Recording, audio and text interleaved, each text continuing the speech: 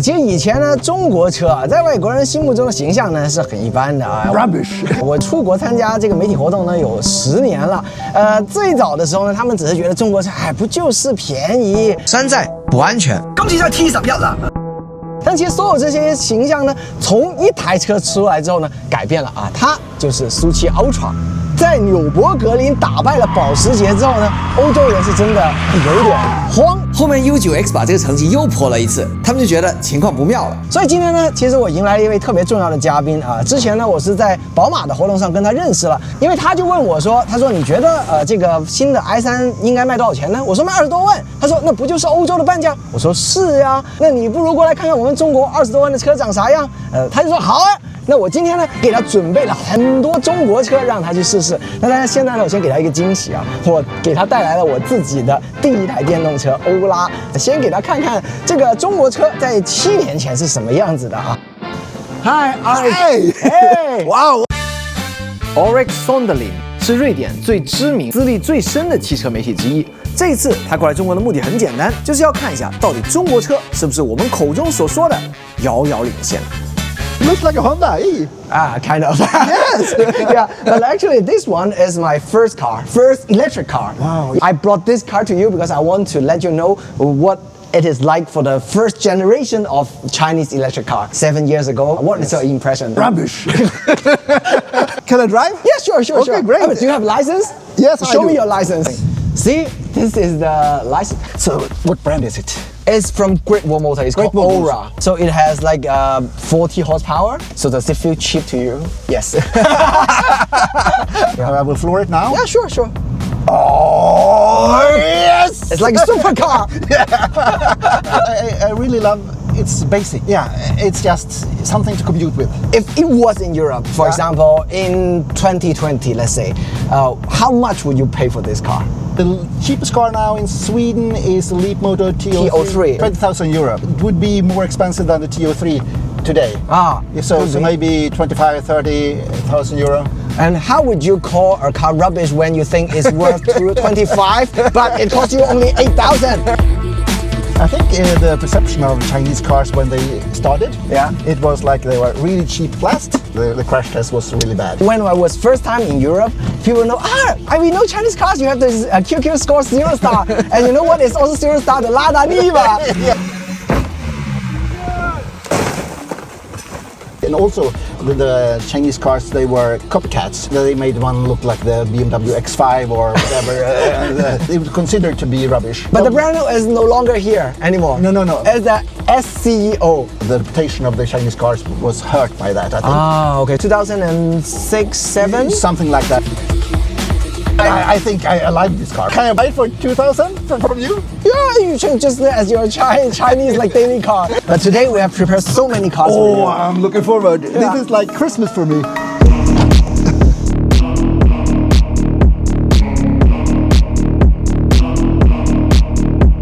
对于一个汽车媒体来说，一天能试10台车，这是最开心的事情。而且对于他们来说，试到一台 Ultra 跟我们试到一台布加迪差不多。Because today we have like from the cheapest, the Mini EV from Wuling, to the most expensive, the Neo ET9. Because these are all our own cars. We didn't borrow any cars from manufacturers, so just say whatever you want. You can be mean. I'll try to. So why don't we just try out the Wuling first? Yes. So after 7 years, what a cheap car become? This looks very kind, very nice. Maybe too much female. Oh, I love the interior. The 70s look. No, this one is like 6 to 7. It's what we really need in Europe. Cheap electric cars. This is not as comfortable. Yeah, true. It feels weaker. This is more like a city car or that was more a car. I will push on. Oh, it's fun. Yes. So how do you see the future for these kind of cars? Small, cheap. You know which is the best seller now? The one from Geely, but it is the same platform as the Smart #1. Same chassis, but 8,000 euros. Oh. Ooh. Oh, so you understand why it sounds so good. So now we can see the upgraded versions of these cars. Yes. These are the cars, what I said, you pay a little bit more, but you get much more. Take the hybrid. Okay, we take the hybrid. It's called M brand, under 10,000 euros, and can go up to 250. Just name one car. You cannot name any. No way, no way. And Nürburgring in 10 minutes. And 600 newtons meters of torque. Front wheel drive. Front wheel drive. It's gonna be like this. It's fun, right? It's fun. It's fun. It's fun. Yes, and it feels much better than a Corolla. How much horsepower is it? 300. 300? Yeah. 300 horsepower for 10,000 euros. Yeah, and top speed 250. Okay, here we go. Oh.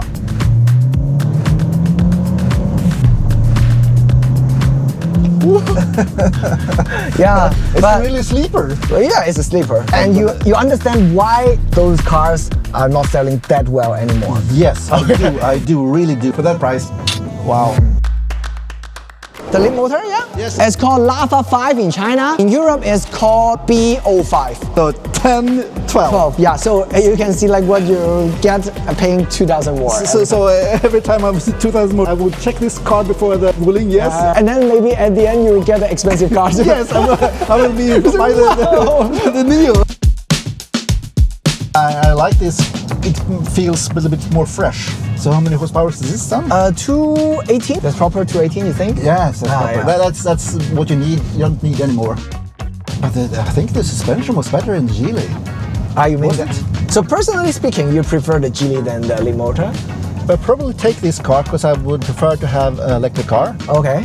And I like the Leap motor brand and the fresher appearance. But the ride comfort was better in the Geely. Okay, I see. 接下来呢，就到了一些他们很陌生的领域了，一些高价的没有在欧洲售卖的中国车。So which first? The comfy car first, and then go to the sporty one. We go to the Mega first, Yeah. and then the L9. Like Mega because they don't update the suspension yet. And then for the L9, everything new. So we can try like between two generations, like what Li Auto has improved. But how do you like the design of Mega? It looks huge in a quirky way. Okay. It looks like a train, a high-speed train. High-speed train, yeah, definitely. I think it looks efficient. We have to look into the car. Oh, wow. Yeah. Yeah. Oh, turning? Yeah. Wow. This is really for the elderly to do. Yeah, and so you think it's fancy? People would like it? Oh, yes. It's table in the middle. Okay. I understand. But is it true that in China you used your car as a second living room? Wow, that's the promotion. You put a hot pot in the middle. Yeah. This is way more than you can have from any Mercedes V class or whatever. The space is decisive. Yes, and the equipment and the seating is much better. This one is half the price of the S-Class, or even less. So, yeah. It has a sort of a artificial, sort of trainy feeling. Yes. Not the car feeling, sort of. It's big for some of the parking places, I think. Yes. But I really adore the futuristic look and the feel of it. It's sort of a new thing. It's a different kind of car. For this price, what you can get in Europe, for example? The Mercedes CLA. CLA? CLA. No. Yeah. How much did you pay for the CLA? It's like 60,000 euros. No. Actually, comparing to 10 years ago, actually it's more and more expensive. Oh yes, the price of the car has gone really up. So do you like the Mega? This one? Yes, I like it. Okay. For a family car, it's brilliant. You said it's a living room. Actually, it's not just a living room. It's a home, second home. It's a home. People really take a nap inside their own car. In parking lot, you really see people sleeping in the car. Wow, we would never see that in Sweden. 李同学，你说，向右泊出。 Remote parking is easy, but now the talking parking is the first. Okay, but you can ask the car to open the door. Yeah, you can ask, so you don't need to open the door for the guest. Okay, so it has the active suspension now. Let me see. 欢迎您体验500万以内最好的 SUV。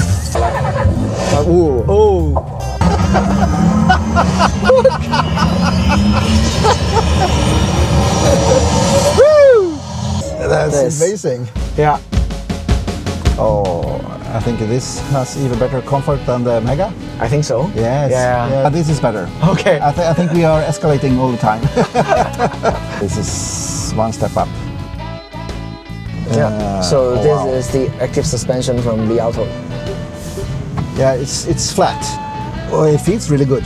Much more planted. Yeah. Much more in control, and still really smooth. Yeah, and it's important for bigger cars, like 2.7 ton. Yeah. It don't really feel the weight. Yeah, because with the rear steering and the active suspension. Is it better than the Neo ET9? You just try and tell me, because this one is 800 volt. So Okay. it's like a bigger current, bigger power, Yeah. and that one is 48 volts. So there's a conflict between the two. So like they really fight against each other now on the internet. Because I've seen the movies or the commercial with the champagne glasses. That was with Neo. It looks amazing. I would buy this before the Mega. Okay. Yeah.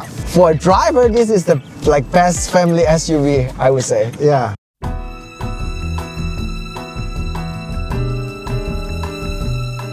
Oh wow, what an interior. Ooh. And this has some wood as well. Yeah. This is a real Scandinavian design.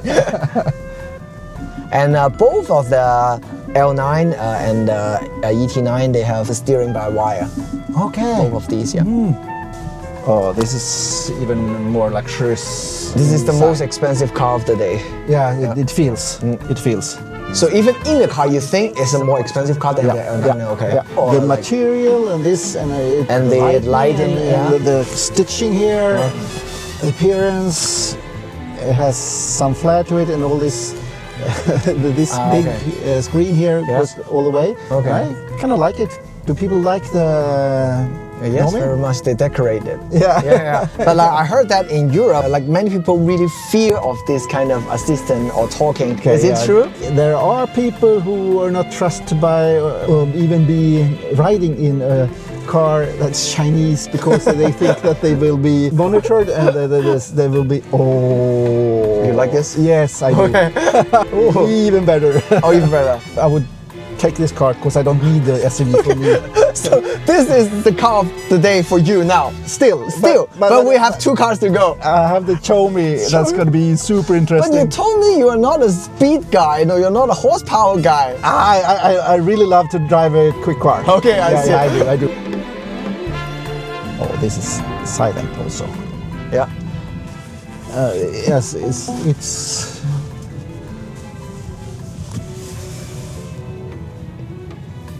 It's very nice. This is smooth. Oh, yes. It's luxury. This must be much better than the S-Class. You think? I would say so.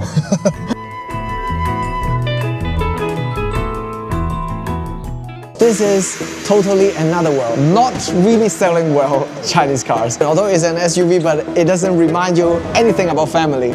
Function-wise, it's just like an Li Auto L9. Yeah. It's the same thing. It has the active anti-roll bar. It has like a hybrid engine in it. So basically, for me, it's an L9 in another form. In the sports car. Yeah, and the price is exactly the same as the L9. So two sides of the world, and you tell me whether you like this one. Yes, I will. But for me, this is a good car. You see how Yes. silent it is. It is really silent. And it's a hybrid. Actually, I love the experience of electric cars. Yes. But I also don't want to charge an electric car. And also because they put an OK engine in it. It's like 280 horsepower, 2 liter. Yeah. It's good enough. And so even it's like down to 10% electricity, the acceleration is still 4 seconds. It is like no difference. So that's why I like it. And the Electra is much more expensive. So if they are the same price, I will decide which one to get. But this one is half price of Electra. Is this half price? Half price, yeah. 60,000. 60,000? Yeah, like the Li Auto. Yes. Yeah, 60,000. And the electric one is? 120,000. Oh, then I would go your way. Yeah. Oh, yes. It feels nimble, more nimble in a way than the Li Auto. Yeah. But the comfort is not as well. No, Of definitely course not. This is a much more feel of the road and the things that happens. So it's much sportier.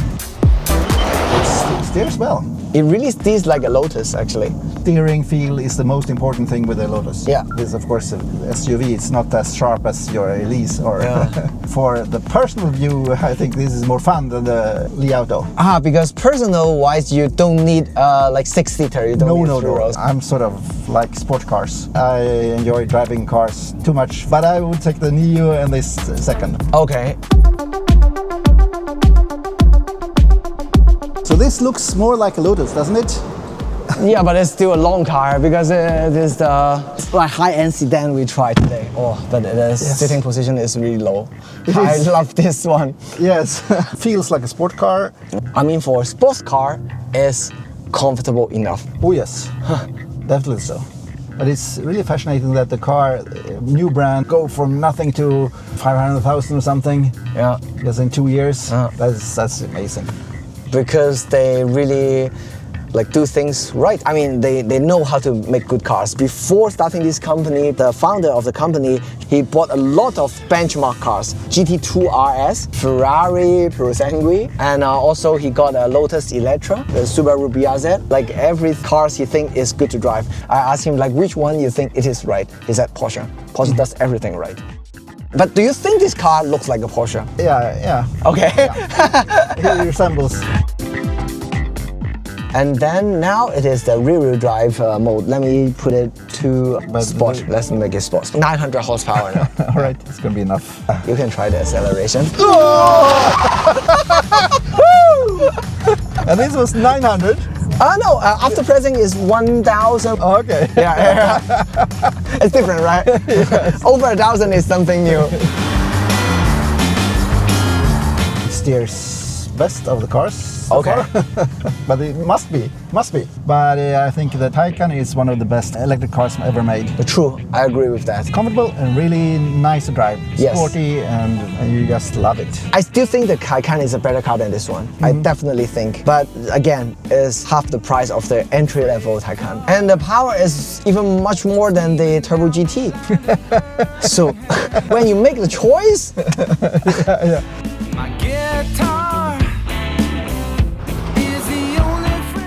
Before we think that okay, Chinese made in China means cheap, but now we are proud of Chinese products. Yes. Chinese like capable of making good things. Ooh, yes. That's why I think the trend has changed. Now the brand doesn't matter that much.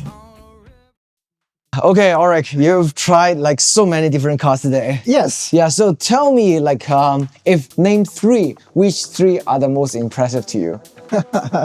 I would say they're standing here. Okay, so these 3. Yes, they are. Okay. Show me. Okay. That was the car to drive. Okay. It was impressive, especially considering the price. Okay. It was super nice to drive and it had good steering. I think car driving is much more than horsepower. And I think that car proved it. It's easy for 1,000, you think? It was. Okay, it was. And the traction is good. It seems to. Yeah, it's just a normal P0. It's not like a semi-slick or whatever. Okay. And I was thinking this was the Xiaomi would be a little bit more scary or something, not as refined. Okay. Because I read and heard that the contact. You saw some news. Yes, I did. Okay, see, this is crazy because Chinese news widely spread in Europe. Yes, it's crazy. it is. Okay, one question: do they do it on purpose to say that Xiaomi performance is quick, but actually it's not a safe car? Do you think people do it in purpose in Europe?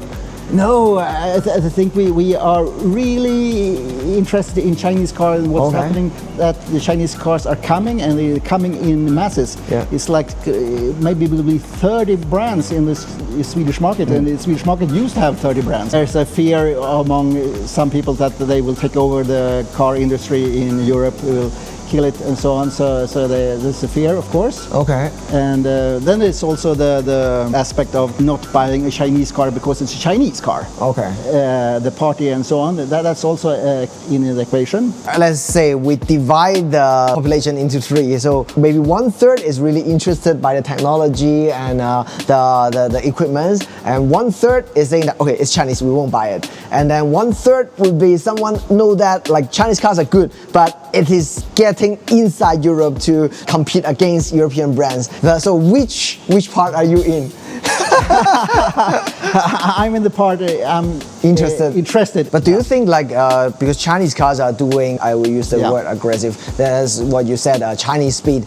Do you think we push a little bit the EV world a little bit forward. So we're pushing the European brands to react even more vigorously. I don't think you do it on purpose. I think that you do it because you have to do it in the Chinese market. Yes. To be able to compete here, you have to push. And I think you are doing a great job, and it's hard for the rest to compete. The thing about Chinese manufacturers is special because the founder is still the CEO.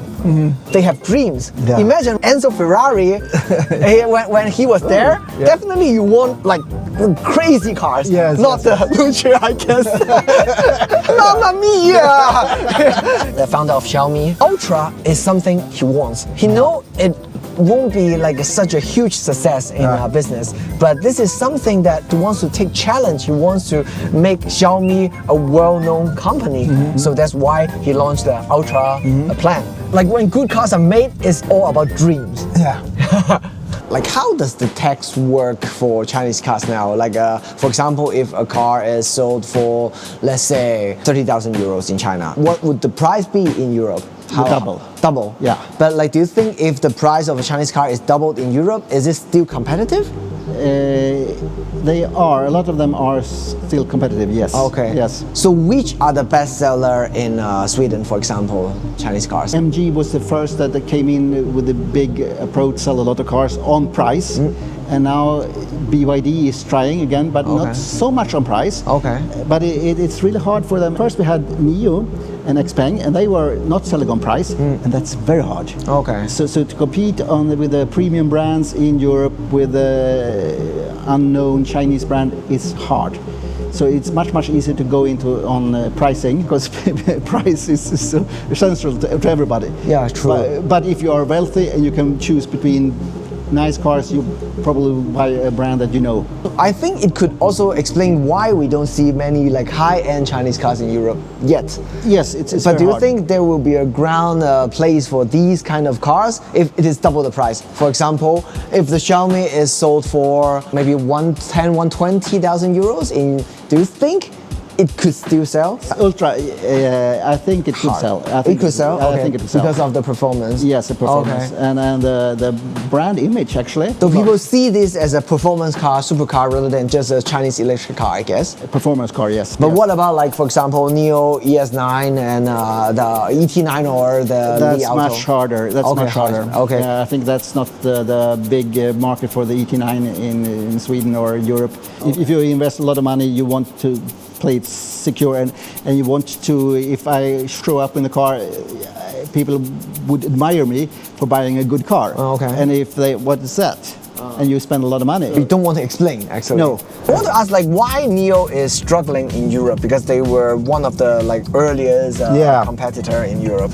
It was because of the pricing strategy. Okay. Either you could buy the car with the battery, Okay. and then you couldn't use the battery as a service. Yes. So that's really strange, because that's one of the highlights with the changing the batteries. Or you buy the car reasonable price, but then you have to pay like 300 euros a month for renting the battery. Yeah. And then it became expensive, and the resale value is really scary, because if the car is like 8 years old, who will pay 300 euros a month for the batteries? Okay. They are the only one who tries it, but if I could have bought the car reasonable price and then used the battery as a service, then it would have worked. The thing is, because changing station is just everywhere in China. Yeah. But in Europe, I guess it's not that convenient. So I think it's like in Sweden, I think it's like 3 or 4 places. yeah. So apart from the big cities, you can never use it. No. No. Also, but the pricing of the premium cars, the depreciation would be, I think, much higher in a NIO than a BMW. Ah, yeah, that's right. 3 years later, you're going to lose much more money on the NIO, so therefore it's harder. So even rich people, they also consider residual they value. are really into the money also. Okay, Yes.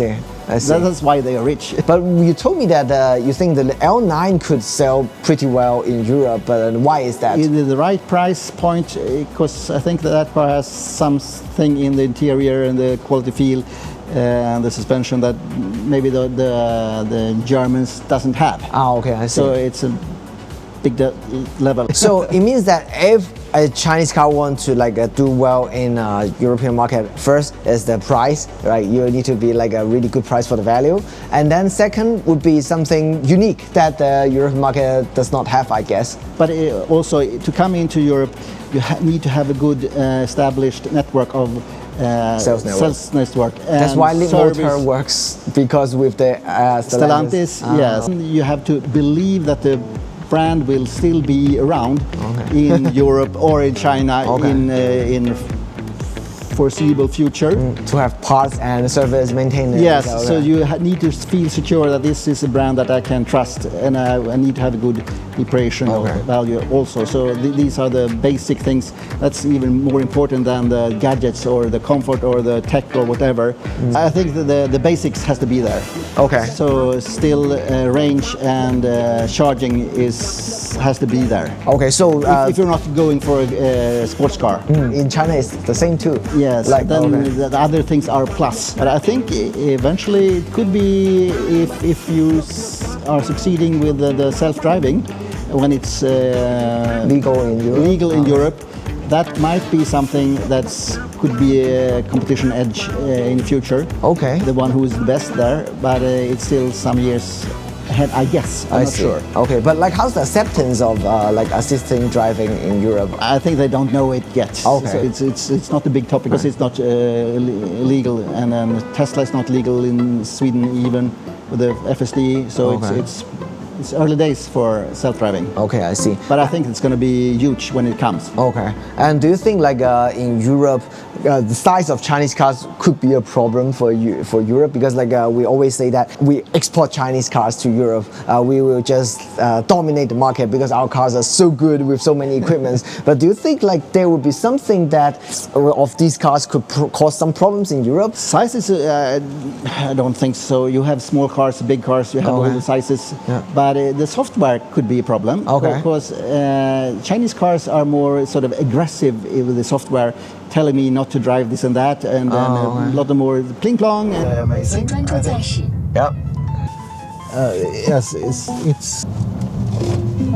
of course, it's talking too much.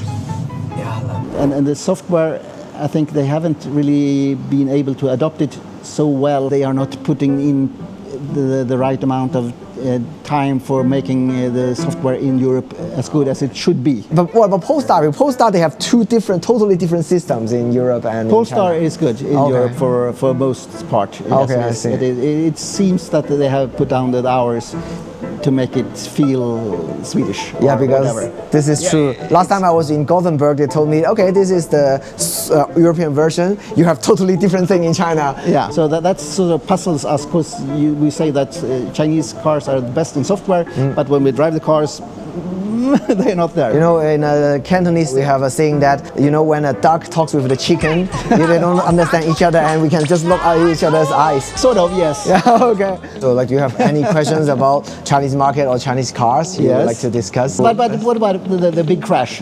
People are talking about the big crash. You mean of brands? Yes. So maybe that's a problem with the Chinese producers. They come too quickly with new models. When you have a new model every second year, maybe it's too quick. Maybe you should sort of slow down and maybe. But everybody has to slow down. If there's one brand who is not following the trend, yes, and then everybody will catch up after that. Yes. Yeah. So that's why I think the competition is not that good in a way. Is too exhausting for many brands. Yes, it is. Yes. So most of the Chinese brands are not really earning money enough for sustainability. So I think here the competition has to slow down a bit. I totally agree with you. But who goes first? I would say there are too many cars, too many brands right now. Many will die, but many will survive. Yeah. So let's say half at least. So you think that the European brands, do they stand a chance in 5 years' time in China? Yes, could be, but they have to be more aggressive. You cannot bring the mindset or the pricing strategy in Europe to China. is definitely not working, and it proves. I think like the trend starting to change because what I heard, the BMW i3, the iX3, the price is going to be a surprise for Chinese market. Okay. Yeah, because like the Porsche, what Porsche said about the Cayenne Turbo, they said the price is a surprise, and we were surprised actually because I think it's even cheaper than in Europe. The Cayenne Turbo electric. That's strange. Yeah, but it means that they really have the heart to be like to have existence in Chinese market. That's really important, and especially for those brands who have factories in China, you need to make the streamline working, or you lost even more. I think the pricing strategy is the most important, and then the second, you need to find local partners to sort out the assisted driving ability, and then how to make the software adapt to Chinese habit. I think these are the important part. It's just the same. You need to adapt to one market.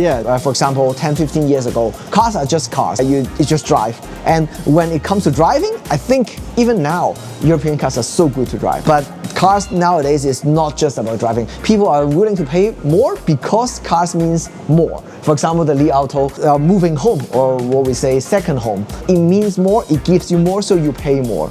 And then the problem of like European cars, they are still cars.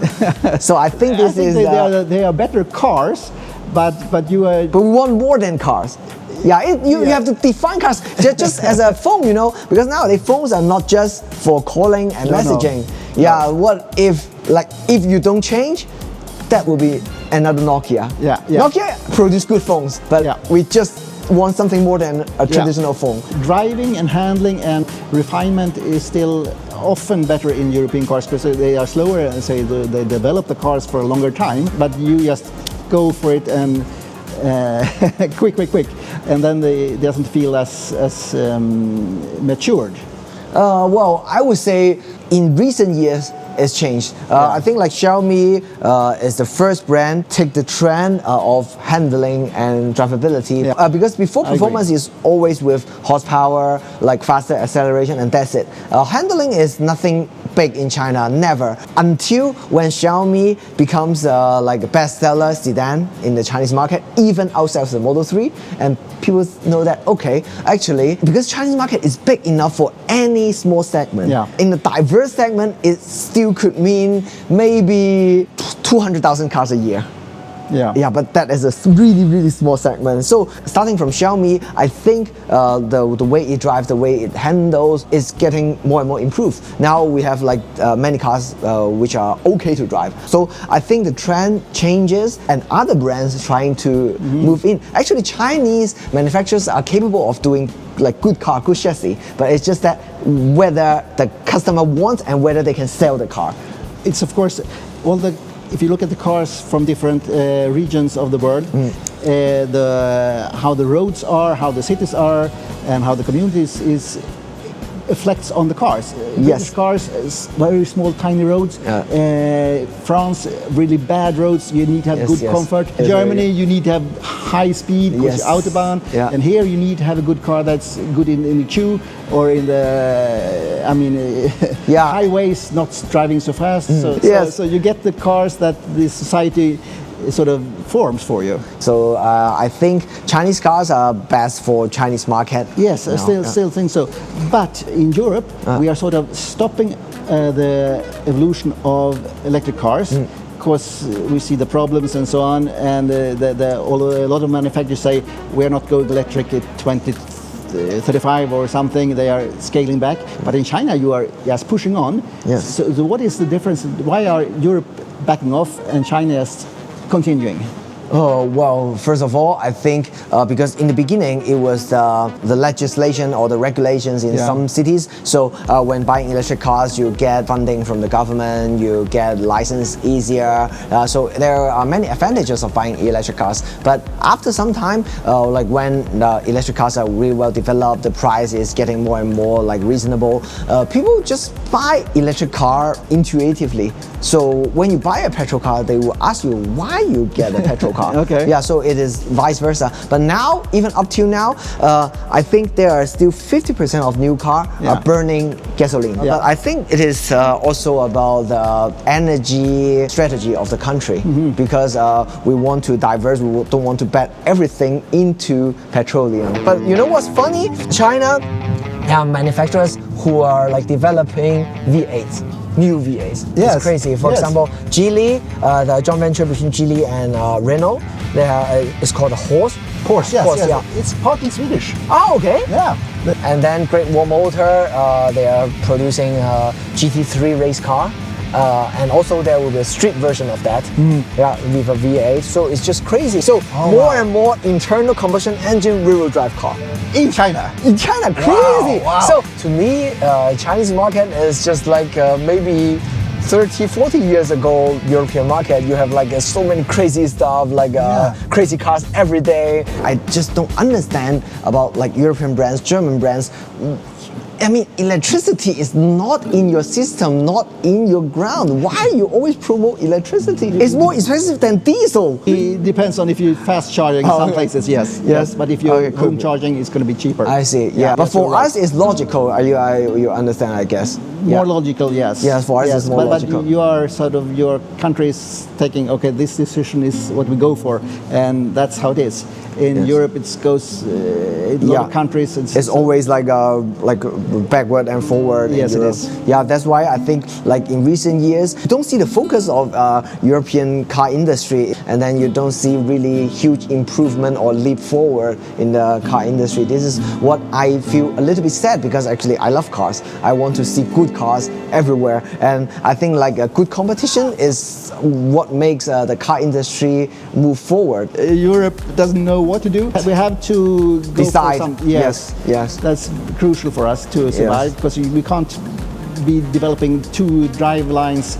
It's going to be too costly for everyone. True. Yeah, I think so. American is another story. Oh, yes. I mean, those crazy V8s, you don't know. Because like when you go into full electric, and then the Americans, like so many good V8 engines. The Porsche is chased by Xiaomi in the electric line, and then for the combustion engine, it's the American who's chasing after Porsche, and then now they beat the record of Porsche again. But I think that they need to cooperate more with the Chinese brands. So I'm hoping for more like Stellantis, Leap Motor collaborations. They help each other and they can learn from each other. And of course, the goal is to have good cars at low price. I think we have to. Okay, I think that's the way to so we not extinguish one or another will take over the whole thing, because I think it's good with culture things, because I like cars because they are different from different brands. And I think it's going to go back a little bit, that the core value of brands will come back. When the electric cars came, everybody's car was the same, but now they sort of have taken another step, and this electric car is like that, and this is like that, so we can have different flavors. And that's important for us who love cars. So you enjoyed the talk, you enjoyed the driving? Yes. It's been super nice. Anyway, it was really nice to have you as a flavor of all the cars. It was a big difference in the cars, and it was good order we drove them also. Yes, and I hope we have some more new cars for you. Thank you so much. Thank you very much. Thank you. Yeah. Bye-bye. It's our T-shirt. Yeah, it's our So this is racing because Hainan is pretty hot. Yeah. So it's like it dries pretty quick. Okay. Our T-shirt. All right. Thank you very much. Keep in touch. Bye bye. Bye. Bye bye.